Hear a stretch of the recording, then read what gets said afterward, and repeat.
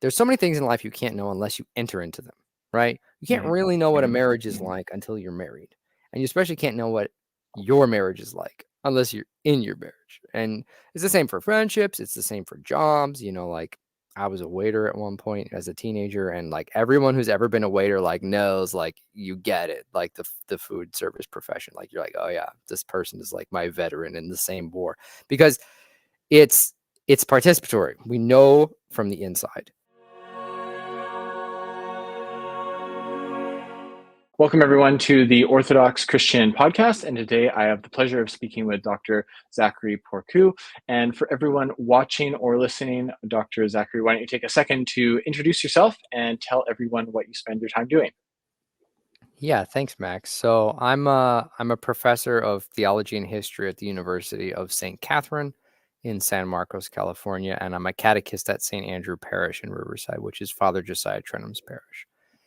And I spend my time doing a lot of academic type things, lecturing and teaching catechism and writing. So I've just published a book with Ancient Faith called Journey to Reality, Sacramental Life in a Secular Age. And that's been something that I've been writing for my students really for many years. And now that that's published, I've been writing the sequel because my students asked for it. Basically, they said, well, there's all this stuff that we want to know about and it's not in your book, and so we want another one. So I'm literally teaching a class right now where every week I write a new chapter for them, kind of based on their feedback, and it's evolving on its own.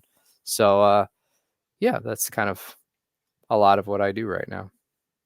Okay, and why don't you tell us a little bit about being a catechist? That's a pretty unique role that's not always in a parish. So, right, and I've been at parishes where there is no catechism, no formal catechism, really, and in a certain sense, that's not inherently problematic because as Orthodox Christians, we don't have a dogmatic catechetical manual like in Catholicism. The liturgy is really our catechism. That's why the liturgy is so precious to us as Orthodox Christians. But in this age of many heresies and many complicated heterodoxies, whatever you want to call it, I think it's important to have some kind of formal catechism where you're meeting the needs of the people. And so I'm on the catechetical team at St. Andrew, and we have a lot of catechumens at St. Andrews. It's a very unique place. It's a big church, especially for an Orthodox church in America. And we routinely break in and out of the 100 catechumen mark. So we dismiss them during the liturgy when the priest says, "Begone, ye catechumens." And whoever's turn it is that week takes them into the fellowship hall and basically gives a lecture until after the liturgy is over. And then they go back in and get a blessing. And that's been a real joy. It's been a real joy to work in that environment because Southern California is a very, it's kind of a seeker place. There's a real hunger in Southern California for truth, and there's a lot of religious fervor there. I mean, we have some of the famous mega churches among non-denominationals were started in Southern California. Harvest Church with Greg Laurie, Chuck Smith, all these guys. And so we get a lot of people coming from those kind of backgrounds. And it's been really engaging and stimulating to hear people's questions from all over the theological spectrum, trying to grapple with what is this orthodoxy thing that you guys are doing. yeah, definitely. So, two things that kind of come to mind that I wanted to run by you just at the outset here, the definition of sacrament, and then also some of the differences between maybe what you're experiencing in terms of these people who are coming to Orthodoxy and some definitions that they might have that are different than how we would define things in Orthodoxy. So just I'll give sort of my attempt to answer these questions and you can let me know what you think about it. But it seems like a sacrament, in very basic terms, is a place where God and the world meet. It is a connecting point between these two things. And this is primarily Christ, who's like the bridge between heaven and earth that extends this to the rest of reality so that all things that exist participate in God and in that sense are sacraments because they would not be in existence if they weren't in participation. So like the world as a whole is a sacrament, but then there are these particular places and moments that are like higher concentrations of the sacrament, or maybe expand our capacity to receive God in particular ways, like the Eucharist. So that's one thing I wanted to run by you. And then the other was just I think one of the big differences, and sorry for lumping these together, but one of the big differences between, say, an evangelical or maybe a reformed understanding of Christianity has to do with sin and what the forgiveness of sins entails. And I think that it's very common for people in our culture more broadly to understand sin as this, like, God has this list of rules in heaven that are arbitrary. And when we break one of these rules, this is sin. And God now is going to come and hit us. And then the forgiveness of sins is God withholding himself. Whereas I think from a properly Orthodox point of view, it's more so that sin is missing the mark, that we are on this path of life. And when we sin, we stray, and that we are removing ourselves from existence. We are deteriorating, and it is actually ourselves that are being cut off from God. So this disintegration is part and parcel of our action. And then the forgiveness of sins is actually Christ reaching out as life and retrieving us. And this is what it means in, say, the parable when Christ says, which is easier to say, stand up and take your mat and walk, or your sins are forgiven.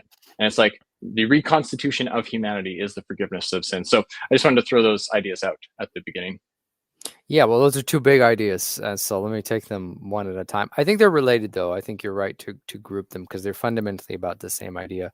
Let me just say a little bit about sort of sacramental thinking in general, which is that I like what you said about defining the sacraments, but I want to push that even further than the definition you gave, because it's really important to appreciate that as modern people, we have a very particular way of thinking about the relationship between, let's call them matter and spirit, or whatever, the physical and the spiritual, that ancient people by and large did not have at all, right? So the distinction that I make in my text is that for the ancient people, they thought in what we might call an enchanted way, and we think in what we might call a disenchanted way. And what does that mean? A lot of people are talking about this. Jonathan Peugeot, a lot of these people are, what is disenchanted? And the best simple way to explain this, I think, is that when we say something is enchanted, or that there's an enchanted way of viewing the world, what we're really saying is something like the physical and the spiritual aren't separable. They aren't two different things, right? Because there's views of religion that hold like, okay, well, there's this physical bit, and then above it somewhere there's this like spiritual or metaphysical bit, and it leaves this kind of dualism, and that's a very kind of that's kind of a modern way of thinking, actually. So for ancient people, the physical and the spiritual were not just two different levels where both existed, and they weren't even like, oh, well, they're both at the same level. It's like, in a very real way, they were inseparably related. And that's a really big paradigm shift for modern people to make, because if you really internalize that, the implication is everything physical has spiritual significance, right? Because after the Enlightenment and kind of all this modern thinking, the idea that, the sun is glorious, or the stars are glorious, or rainfall is beautiful. The modern idea is that, well, those ideas are just in your head. They're not properties of those things themselves. If you think rain is beautiful, but I think it's ugly, it's neither of those things. It's just whatever you think, your subjective opinion. But ancient people didn't think like this, cross-culturally. They thought things themselves had spiritual content in themselves. And so all of your physical actions had significance, and all the physical actions of everything had significance. And that's where divination and astrology and all kinds of what we would now call superstitions, they all come from that fundamental idea that the physical and spiritual aren't separable. So when you start like that, let's say as a pagan Roman, and then the Christians show up and they say, all right, it's time to eat God.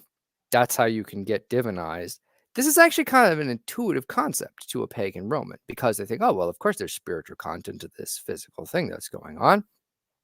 And it just so happens that certain physical things have certain spiritual kind of content. Makes sense.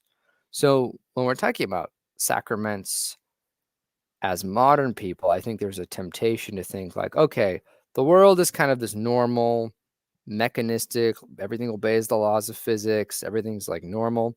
And then the sacraments are these exceptions or these miracles that, transubstantiation or whatever, even when we're sincerely trying to be sacramental Christians.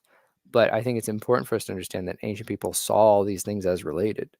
And so, yes, the Eucharist and baptism and all the sacraments are unique and special in all the ways you talked about. Yes.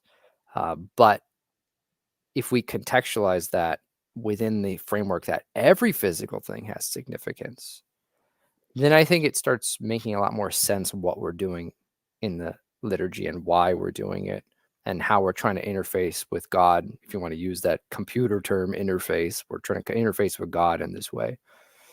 Does that kind of make sense? Yes, absolutely. It does lead to some like follow-up questions or things that I would want to run by you without leaving this like definition of the forgiveness of sins Yeah, totally I in the got that dust. pinned. Okay. If you So want to. yeah. So with the sacramental side of things, I wonder your thoughts on just allegorical interpretation of scripture, because it seems to me that this is a way in for Christians in the modern era, because people who have been raised with the scriptures really see how, for the most part, they are to be interpreted Christologically, and that we go to the Old Testament from the center point of Christ, that he gathers all things within himself, and that these stories are participations in Christ, and there are these themes that are emerging that you see fully fleshed out in the person of Christ. And so it seems like this is a way to practice this way of viewing reality where, as you say, it's at once the two things. Like the story of Joseph is the story of Joseph, but it's also the story of the death and the resurrection of Christ, and it's both these things happening at once. So I just wonder if you think that that's a valid way to go about this, and whether we can still, in a way, speak about like this obvious level of meaning and then this hidden level of meaning that are integrated, but it takes really God's grace to open our eyes to perceive these things.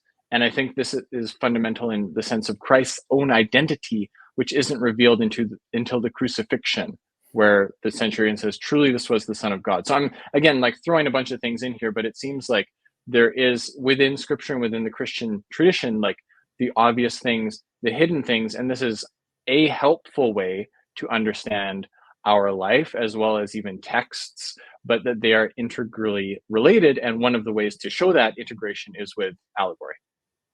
Yeah, I think that's well said. And again, I want to just take what you've given and then just go a little further with it, right? So that's a really important point about how we read scripture. The word that I would prefer to use is typology rather than allegory. And I'm not nitpicking as much as that might sound, because I think there's a danger for modern people to hear the word allegory and think something like George Orwell's Animal Farm or something, or a Pilgrim's Progress, or texts where it's very clear that the author does not think these things are real. They're clearly fictions, but the fictions are this vehicle for the point that the author's trying to make. And, allegory is a time-honored literary technique. I'm not saying anything against it, but when we're talking about typology in Orthodox readings of scripture, we're talking about something that goes even farther than that, which is like, so take you mentioned Joseph, of Egypt, or let's say Jonah and the whale, or David and Goliath, and these are all types for Christ in the Old Testament. And excuse me, we don't want to get tempted to think that, oh, the Old Testament's just kind of like fake-ish slash made up slash there was all this poetic license in the Old Testament, and what the authors were really trying to talk about was Christ, and the whole thing's just an allegory. It's like some of it, yes, but a lot of it, no. And so let's take David and Goliath. Let's say, okay, that's a real historical event that really happened. Obviously, scholars debate this, but let's just put that aside for a second. Let's say it's a real historical event that really happened. It really happened, so it's factual.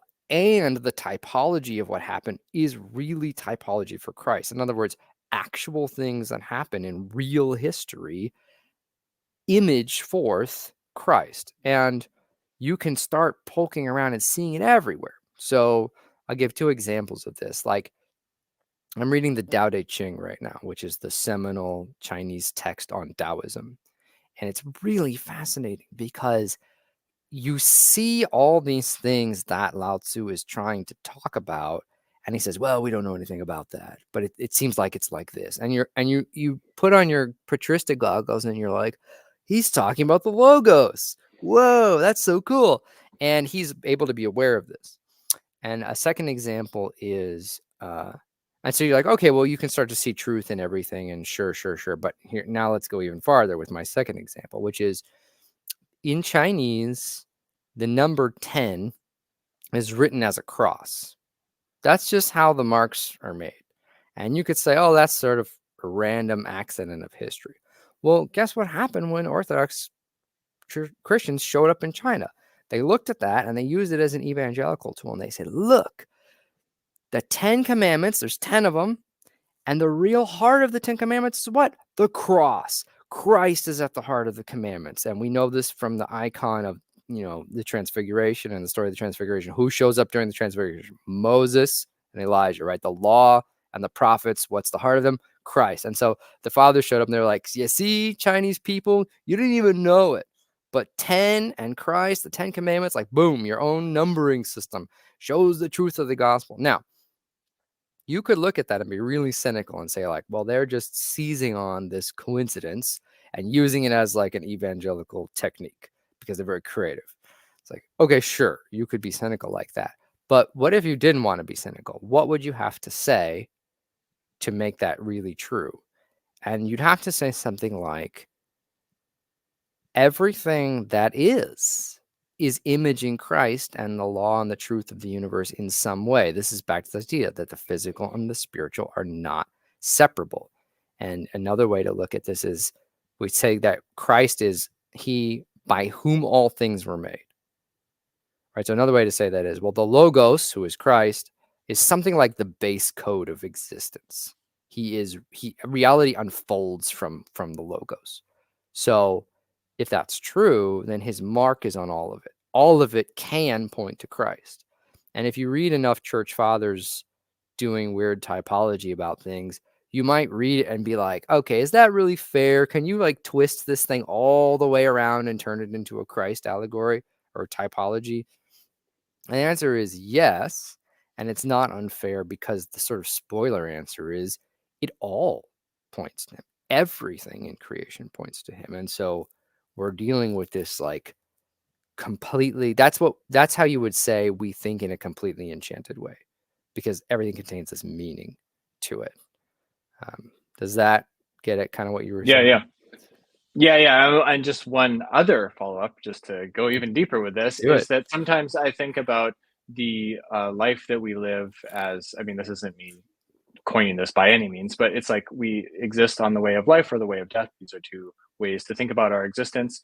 And then to add another dimension to that, we can think about the aims that we have in life.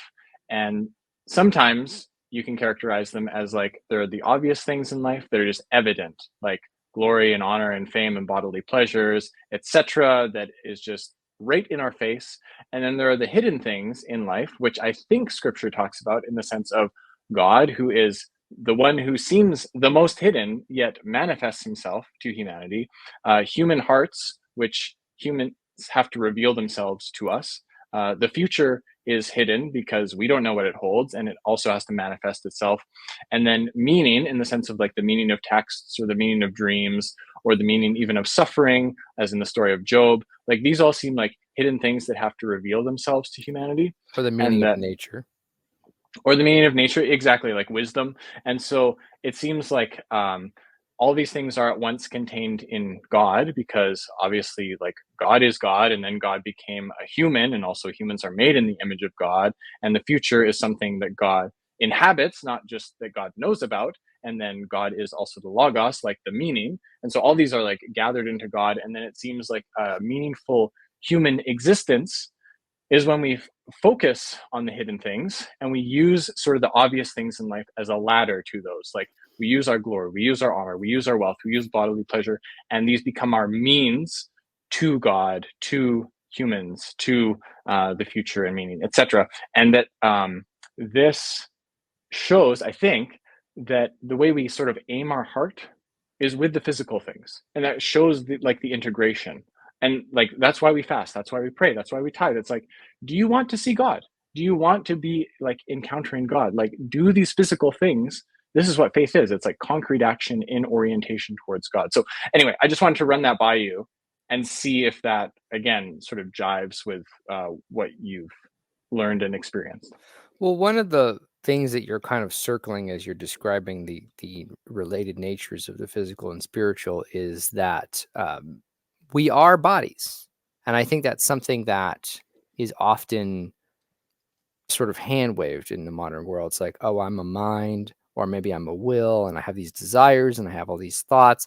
But it's like you're also instantiated. You're an incarnate thing. And so you can't really separate your physicality from your spirituality. And if you went back and told a random pagan from pick any culture you want that the things they did with their body didn't have any spiritual content and didn't affect their soul, they'd be like, what are you talking about? Right? It just doesn't. I mean, I'm sure somebody can find some exception, but by and large, I'm thinking of the Greco-Roman world or Japanese Shintoism or whatever. It's like, nope, everything is always physical. We bring food offerings to the local god, whatever it is. We burn incense, we use fire, we prostrate. It's like you are a body and a mind and a spirit. And so to go back to your point a while back about, so Christ comes down, he becomes incarnate. I think that's really important because, with Lao Tzu, he's talking about this thing that he can't understand, the Tao. It's inaccessible, it's somewhere else, and he's sort of trying to work around it. And that makes sense because there's no incarnate Tao when he's writing. But after the Tao becomes a man, then we precisely have this physical medium with which to interact with Christ, because we share a medium now, because the uncreated light and us do not have a common medium. We actually can't interact, not like we can after the incarnation. Mm-hmm, mm-hmm. Yeah, absolutely. Okay, so that was like a lovely descent through these different layers of sacramentality. So now, if you want, can we just talk about this different definition of sin and the forgiveness of sins, and whether or not you're encountering that with some of these people coming from different traditions of Christianity? Yeah, well, I think this is actually a perfect segue, because what we've built up in this sacramental part of the conversation is what we call in philosophy an ontology, which is like, or a cosmology, which is like, how do we talk about being? How do we talk about the nature of reality? And therefore, that's going to be really important in understanding what we're talking about at all with sin and salvation.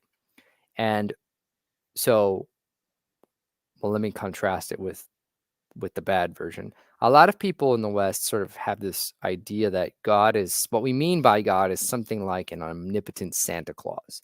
He's up there, he's making his naughty nice list, he's watching you, and then if you're naughty, you're going to get the bonk on the head, or you're going to get hauled off to jail. Jail is hell, or whatever. Like, it's this whole crime and punishment paradigm. And that sort of, people ask these questions. They're like, well, what does God want? And what does God like? It's like, oh, well, God doesn't like homosexuality, but he likes heterosexuality. It's like that's really not a good way to talk about God, because you're acting like he's some guy with a set of preferences. It's like, you know, if I'm a teenager and I bring a girl home to meet my parents, and my parents don't really like her because she's kind of like weird or whatever. It's like, and your dad's like, oh, I don't know if I like this. And it's like people project that kind of energy onto God. Like, he's your dad who's like sitting there scrutinizing everything you do, and he's either going to be mad at you or not. And it's like, that's not at all what we're talking about when we're talking about God. When we're talking about God, we're not even talking about a being. Some of the church fathers go so far as to say that God doesn't exist. And what they mean is, they're not atheists. What they mean is, Yeah. God doesn't have existence the way you and I have existence, right? We have existence, but God is existence. Like, he is being itself. He is the height, the source, the font, the principle for all of reality. And there are many ways to talk about it because there's no good way to say it. Because we're dealing with something that's completely, what we would say in philosophy, categorically different than any other type of thing.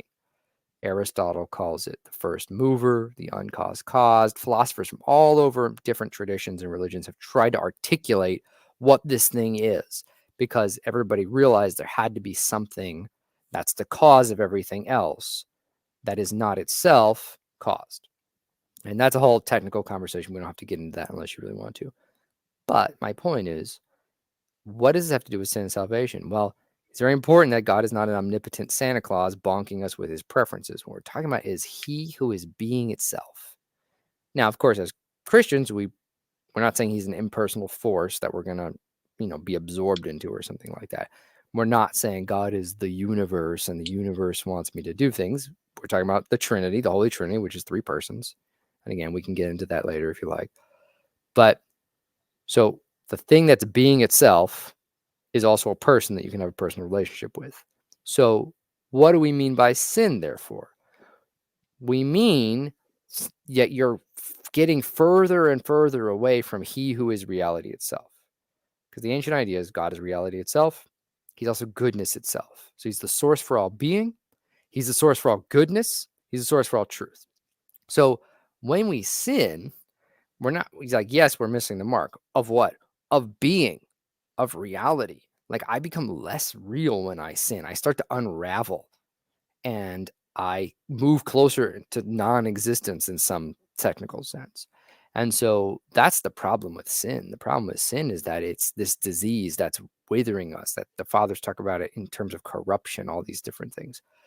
And again, the physical and the spiritual corruption go together because the physical and the spiritual can't be separated. So when we're talking about, we have to frame our conversation about sin and salvation in these terms. It's much more like I'm trying to work out and get stronger than I'm this kind of cosmic criminal and I need to figure out how to not go to jail. Right? That crime and punishment, that's the Western paradigm. Excuse me. Sickness and healing, that is the Eastern paradigm. And we can go from there wherever you'd like to go, but I think it's really important to get that difference locked in our minds when we're talking about salvation. Yes. Well, okay. And then with that, it seems like one way we can talk about this way of life versus this way of death is that the way of life is something difficult initially that integrates us both as people, but also as communities, and then leads to life itself. I think it integrates because we are aiming at these things that are common goods that are able to hold the community together. And so it is this union in the one of God, and also sort of this like multiplication effect that's happening. Like it's growing. It's like the people of Israel growing.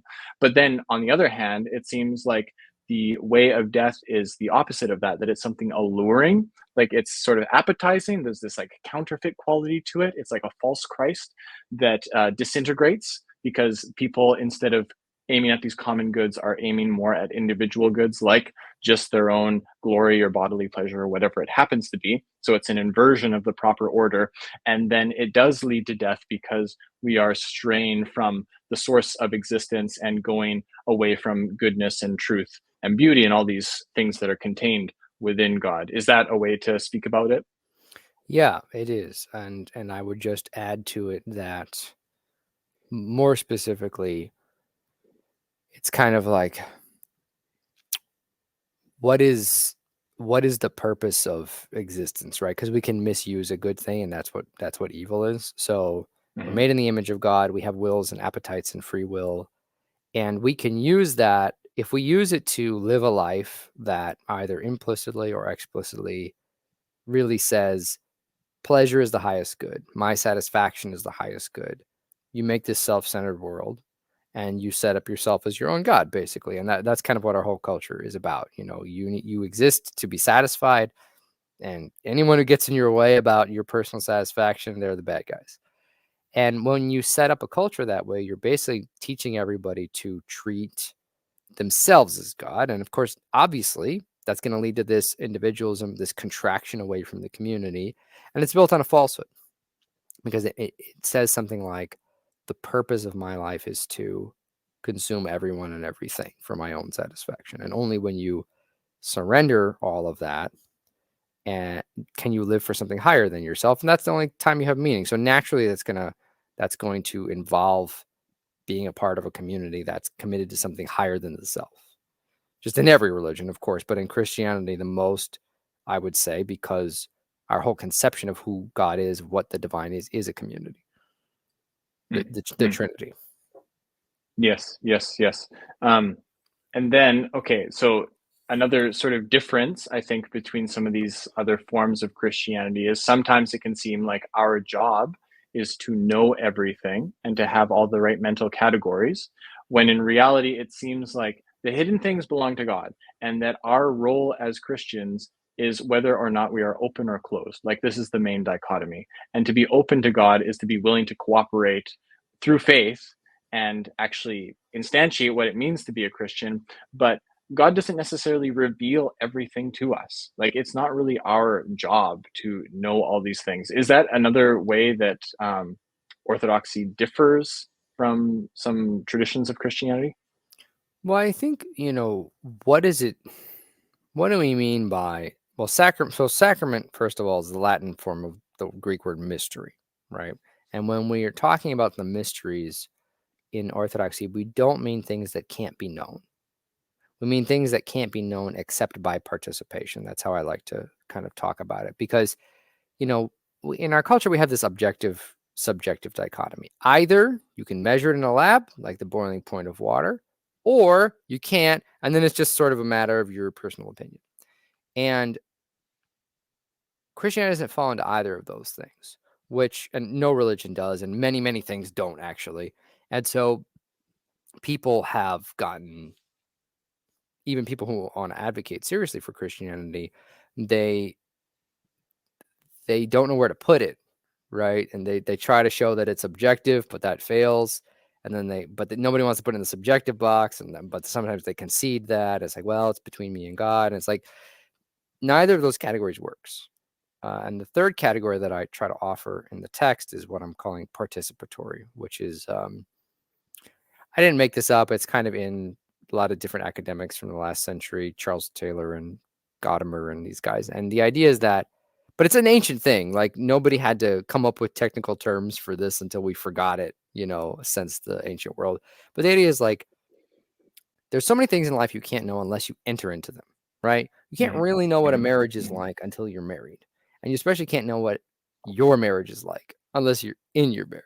And it's the same for friendships. It's the same for jobs. Like, I was a waiter at one point as a teenager, and like everyone who's ever been a waiter like knows, like, you get it, like the food service profession. Like, you're like, oh yeah, this person is like my veteran in the same war, because it's participatory. We know from the inside. So it can't be known objectively. I can't just give you a list of attributes or traits or whatever, but it's also not merely subjective, because everybody who's waited tables and knows what it's like to wait tables, and you and your wife have a content in your marriage that only you guys know, but you both really know it. It's not made up. It's not subjective. So when we're talking about the mysteries in Christianity, we're saying, come, like, taste and see. This is in the gospel. Like, you have to enter into it to get it, and then you can get it.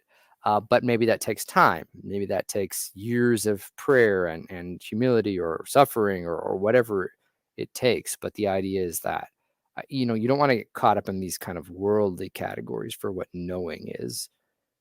You enter into it, and I think it's very striking that in the gospel, they go to Nathaniel, and I think we just had this gospel reading, and they're like, we found the Messiah. And Nathaniel's like, oh yeah, like nothing good comes out of that place. Like, you're kidding me, right? And so it's very striking to me that they don't debate him theologically. And they also don't say, well, that's your opinion. This is our opinion. Peace. We're going to go do what we like. They don't do either of those things. They don't, in other words, they don't appeal to his objectivity. They don't appeal to his subjectivity. What do they say? Come and see. And he does. Taste and see that the Lord is good. So you enter into the mysteries this way. And that's how I would suggest that we want to think about these things, because otherwise you're doing what a lot of people get in Sunday school, which is, it's a mystery, don't worry about it, just have faith. And that does not take when kids get older. No, no, definitely not. Definitely not. So it seems like marriage is this fitting metaphor for, or a way to speak about our connection with Christ. That in a marriage, the hidden things, I'm just going to keep on using this language, but the hidden things are made known, like very physically, like the hidden body parts are made known to the other person and united. And that this is what happens at the crucifixion because Christ is naked. Christ says, my God, why have you forsaken me? It's the same verb as in Genesis to leave the father and mother. So this is the marriage. And then you have the centurion who recognizes him and the Jewish women. So it's like the union of Jew and Gentile in this marriage of Christ.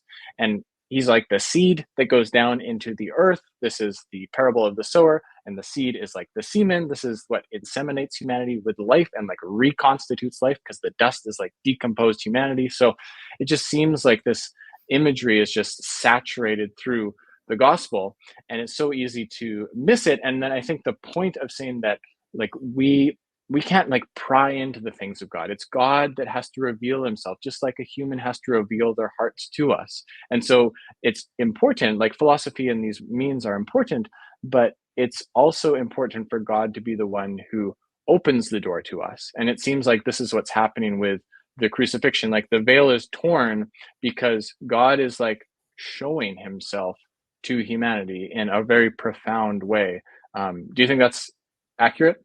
Well, you just touched on like 40 typologies in the crucifixion scene, which is very cool. And anyone out there who is not aware that the Bible can be read this way, like, yes, it can, and it kind of never ends. How powerful the double and triple and quadruple meanings are all over the Gospels and the Psalms, and it's a beautiful thing. I'm glad you brought it up.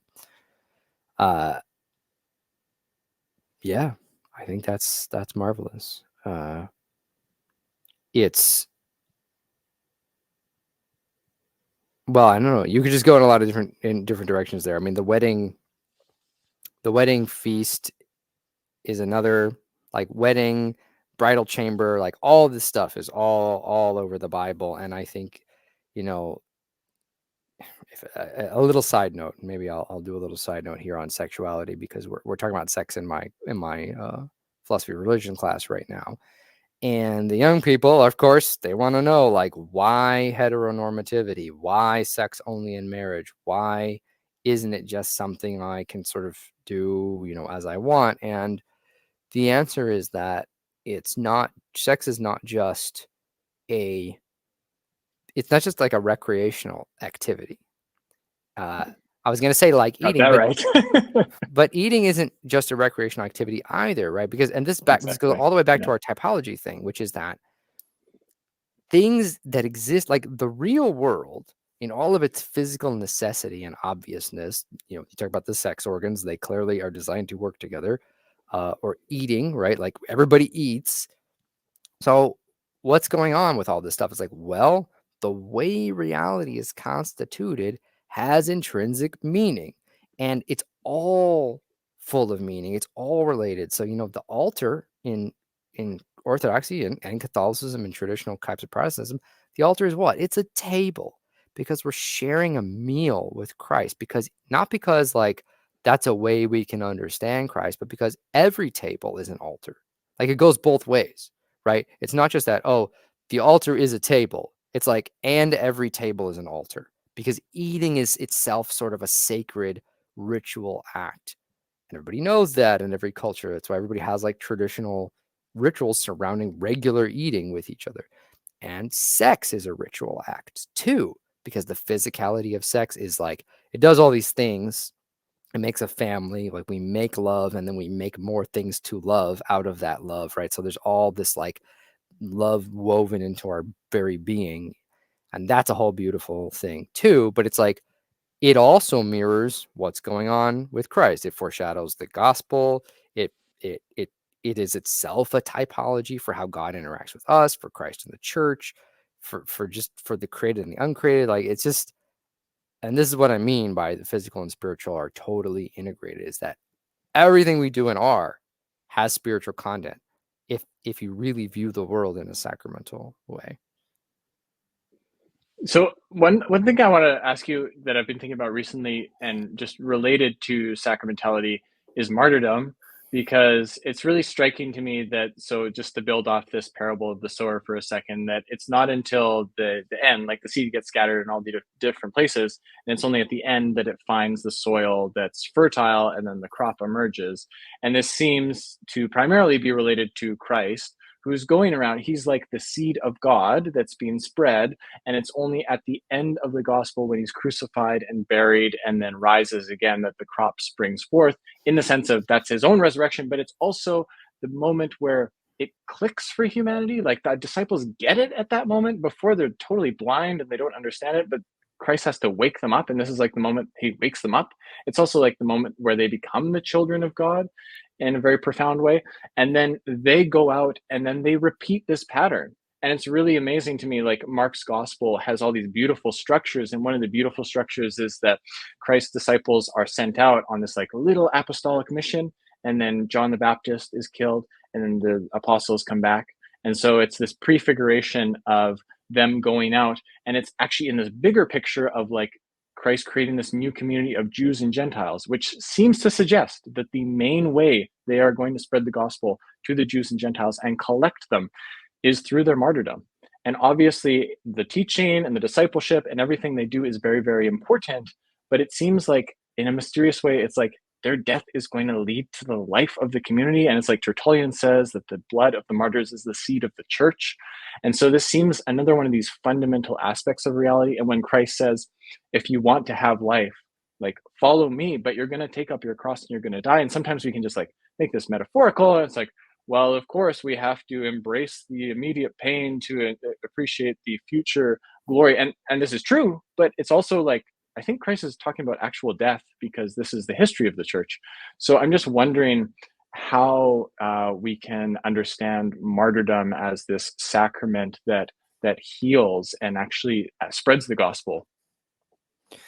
Yeah, I mean, it is all of those things you said. That's true. But I also want to balance that against putting too much emphasis on like certain models for the atonement that I think are very prevalent in the West that are actually deeply kind of problematic and foreign to the Orthodox mind. So let me just say a couple things about this. One is that because we're Westerners and it's very hard, especially people who are converts to Orthodoxy. We bring all of these assumptions about Christianity that we may have never really thought about because we just think, oh, well, that's the gospel, and it's hard to untangle them when you see them in Scripture, right? So it's like there it is, everything you said is true, and so it's not that the Orthodox don't have a concept of the atonement.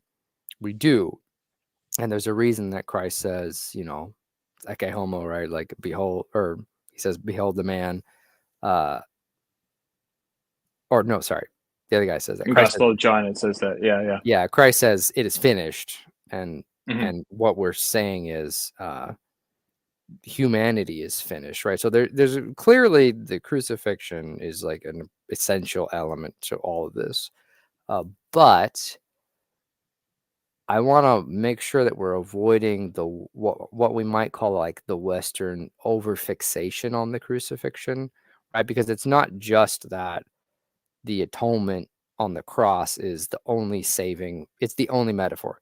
It's clearly part of all of this, but it's not the only element to it, right? Like the resurrection, but the incarnation also doesn't get enough play, right? So I don't know if you know this, but the fathers say that the incarnation was always going to happen regardless of the fall. So fall or no, Christ was going to become incarnate so that he can interact with us and offer us the Eucharist and all these kind of things. So all of these are important elements in talking about martyrdom and atonement and death, and I don't want to overfixate on physical death as the only or the primary way to do that. And maybe to sort of just loop this back into our previous thing about sin and salvation, and people have this like is God gonna bonk me on the head if I'm bad or not? It's like, well, what's one of the most famous parables about salvation in the gospel? I think the prodigal son. It's very long. It's a very rich, clear, lengthy parable that our Lord gives about salvation. And there's no atonement element in it whatsoever. The atonement business is completely absent, as far as I can tell. right? That the son repents, he comes back, and the father brings him in, and it's only after the repentance and the forgiveness that the calf is slain as part of the celebration, right? So it's not like, so if you know, you're some kind of evangelical or whatever, you overemphasize the atonement, you would think that it's the sacrifice that comes first before he can be forgiven. But no, in the prodigal son, he's forgiven first, and then there's the slaughter. So it's much more complicated than just Christ did this, and now you're cool, right? Obviously, I just want to, and I'm sure you know that, but I just want to, I think it's important to contextualize that a bit. Okay, so then what do we say about martyrdom? Obviously, martyrdom did all those things, and Tertullian's line that you quoted is famous. And Christianity did nothing but spread during the Roman persecution. So clearly, the blood of the martyrs waters the church. But but that was a period. And after that period was over, and Christianity was legal and everything was fine, then there was no more martyrdom for a long time. Not like it was. So what happened? Well, then people went into the desert and started monasteries.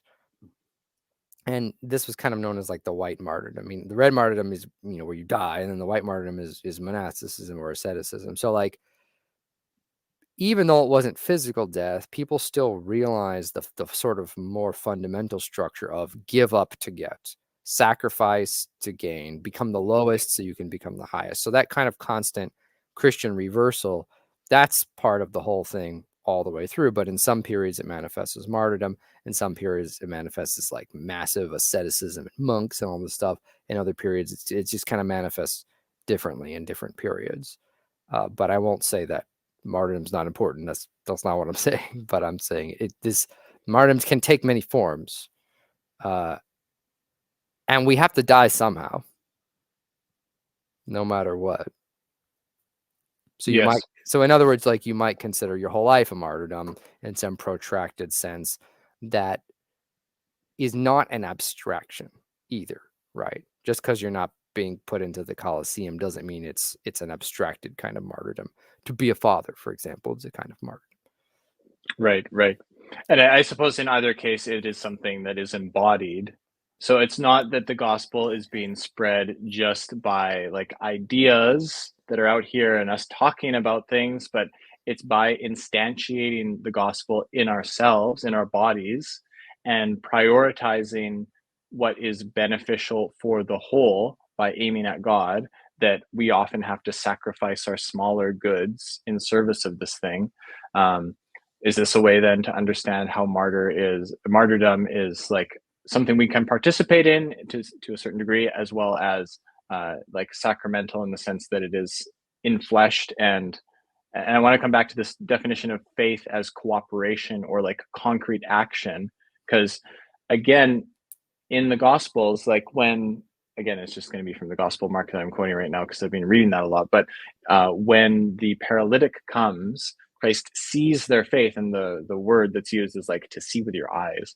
And then there's another one where the woman who's bleeding and for 12 years, and she reaches out to touch Christ secretly, and then it's later that he says, your faith has healed you. And again, it just seems like in that story that the most obvious explanation is, well, she cooperated. Like she moved her body towards Christ and touched his clothing, which seems like this connection with the atonement. It's like hapar, like to cover in Hebrew is the atonement. Clothing is like covering. So even with the story that you mentioned about the prodigal son, it's like the clothing is like, that's the atonement. It's not that someone gets killed, but it's someone gets covered and like is united. It's like, bring the ring, bring the clothing, let's have a party for this guy. So anyways, just with those let me just bring that together for a second. So it seems like martyrdom is something that's instantiated in ourselves, and that we can then speak about faith as like concrete action in relation to God, not just these like fuzzy mental ideas or feelings. Yeah, so take 3 examples of martyrdom that are not abstracted, they're all bodily. So physical death, martyrdom, being killed for the faith, that's a physical thing, obviously. Monasticism, though, is also very physical, right? There's asceticism, there's physical separation, and all, everything that comes with prayer and fasting in the desert. Anthony's literally beaten by demons, he gets bruised. And then third is like parenthood, or being married and being a parent and living in the world as a layperson. It's like that's also an extremely physical martyrdom, and in each you're also a martyria, a witness in each of these cases, right? So there's a fruitfulness in each one. So when you're physically martyred, when you're killed, you're a witness. Everybody sees that, right? So there's all kinds of stories where people saw people getting martyred and then they like jumped into, or they changed their lives, or it changed somebody else's life. So that's the fruit there. When you're a monk, you get this fruit of the spirit that then like attracts people, So St. Anthony went in the desert for a long time, and then everybody came to him.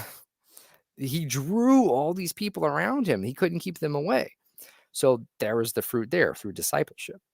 And then the fruit in marriage and family is very obvious. You have children, or if you can, and for whatever reason, but you have a spouse, and so you present your spouses.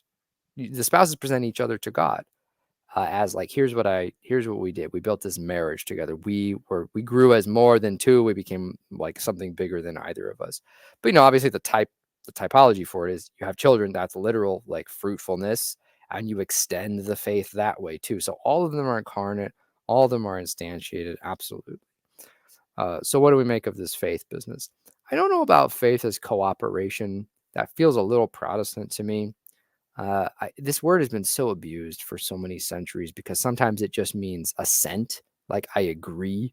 Do you have faith that Jesus is God? It means like, do you believe that Jesus is God? And it's like, sure, but who cares? The demons believe. That's what the gospel says. And that doesn't save them, right? So assent, agreement is not enough. Faith can't just be agreement. And I don't know about cooperation exactly. I guess my concern would be that it, you kind of go limp, let's say, in God's arms, and God just kind of like leads you along.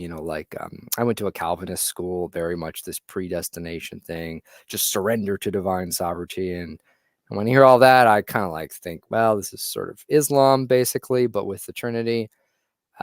So what do we mean by faithfulness? And I think the word gets used in a lot of different ways.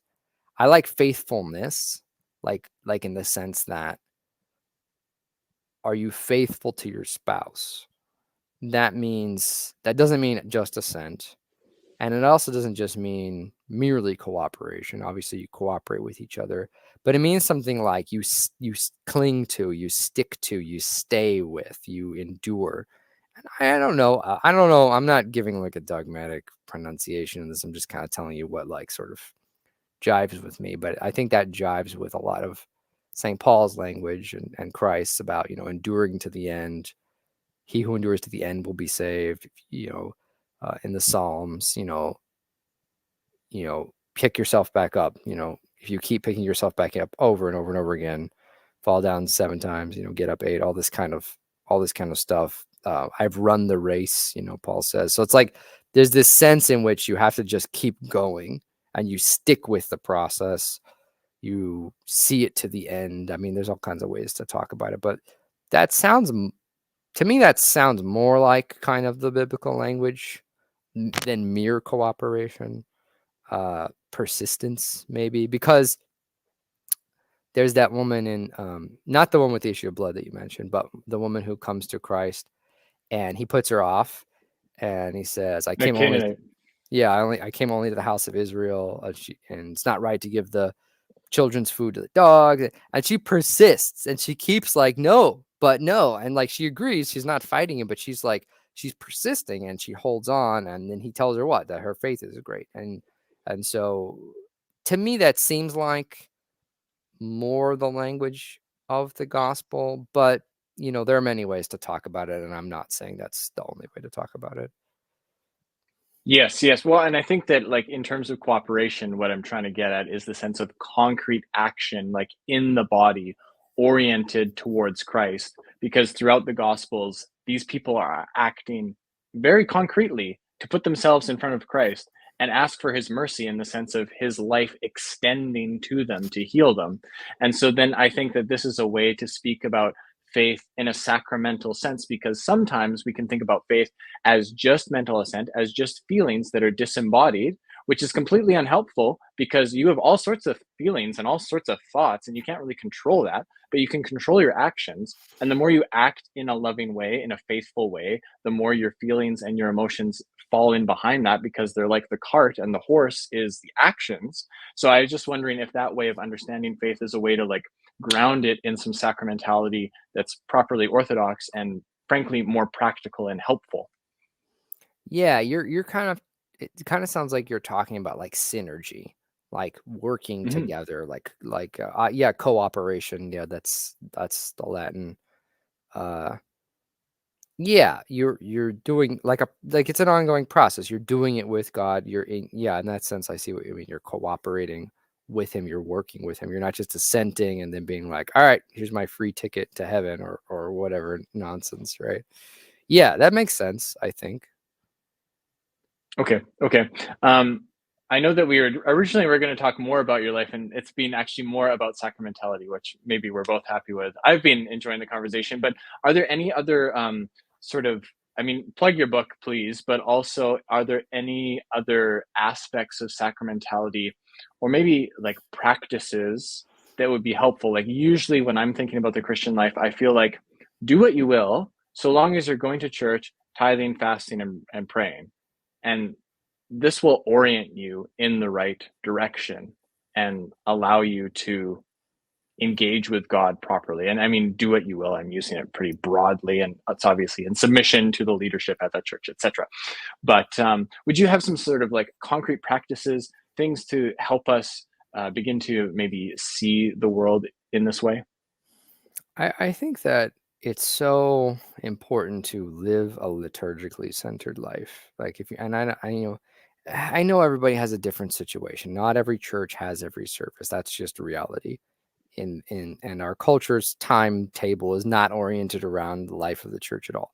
So it's a hard ask. And so I'm not saying do this or you're bad, but I am saying that the more you're able to just be in the liturgy, be in Vespers, be in the services, the more that you begin to acquire the mind of the church, right? That's the phrase the fathers are always saying. You must acquire the mind of the church, not learn all this information, not even do all these deeds exactly, right? It's like you're going to acquire information and do deeds and all on whatever, but the main thing is to sort of adopt a certain kind of mind.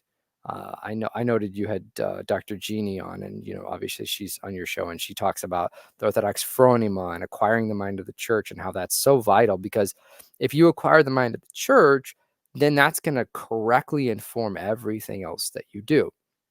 And again, we don't have a formal catechism in Orthodoxy. Our catechism is the liturgy. Now, I've written a short text that's supposed to help with that, and I've called it catechetical, but the reality is no text, not even the Bible, can give you the mind of the church, because you have to know how to read the Bible. And how do we read the Bible? Well, we hold it up in a jewel-covered book and we chant it in the middle of the liturgy, right? That's how we read the Bible. And all that typology, everything we've talked about, it's in the iconography, it's in the way we work in the church itself. Let me give you a trippy example that a mathematician, Orthodox Christian, gave me. I forget how we were talking about this, but basically he said, so listen, everything in the liturgy is counterclockwise. Did you notice that? And I was like, no. But you think about it, the processions are counterclockwise. I'm doing this, but I think it's mirrored on the screen. But anyway, the processions are counterclockwise. They go around the altar counterclockwise. Everything is counterclockwise in the church. And it's like, why is that?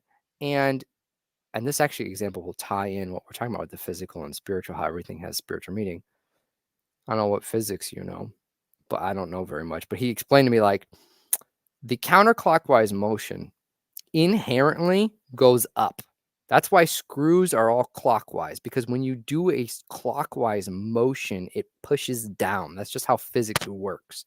And when you do a counterclockwise motion, it pushes up. That's just how physics works. And I didn't know that. I thought it was convention that screws were counterclockwise and, righty-tighty and all that stuff. But apparently not. So when you go counterclockwise, you're going up. That's the typology of this thing. And people were doing that in the ancient world before we had screw guns. You know what I mean? So, so in ways, and what's the point of this example? In ways that you don't even know, that you're not even aware of, you're doing actions in the liturgy that are forming your soul with typological meaning that you may have no conscious awareness of. But it does something to your mind, to your spirit, to your body. And so the most beautiful thing that I hear when I encounter usually cradle Orthodox Christians or people who've been converts who have been Orthodox a long time is we encounter something together and they're like, that's not Orthodox. And I'm like, okay, why? And they go, I don't know. It just doesn't feel right. And it's like, yes. Now, obviously, it's better to be able to articulate these things. That's helpful because when people criticize you and you don't have anything to say, that's not a great situation to be in. But what's great about that is that on the inside, physically, they feel that something is wrong. If everybody started going clockwise, somebody's like, yeah, let's just go clockwise. Clockwise better. That's how clocks run. And a bishop was like, started doing that. A bunch of cradle people would be like, I don't like this. And they don't know why. And that's really important. Oh, there's the other element is that the clockwise motion is time, secular time, and secular time leads to what? Death. And the counterclockwise motion leads up to life. And clockwise leads down into the grave. Like that was the typology that this mathematician told me. So it's like, that's so important. So anyway, in conclusion, go to church. but like really, because you're a physical and you need to be in church doing these physical things. That's what's going to catechize you. That's what's going to form you sacramentally, even if you can't articulate it. You don't need to be an intellectual. You just need to be steeped in the liturgy. Beautiful. Well, that's a lovely place to conclude. I don't want to add anything else. So thank you very much, Dr. Zachary Porcu, for coming on the podcast. If anyone hasn't checked out his book yet, I will put a link in the episode description. And it's been a pleasure speaking with you today. Thanks so much for having me on, Max.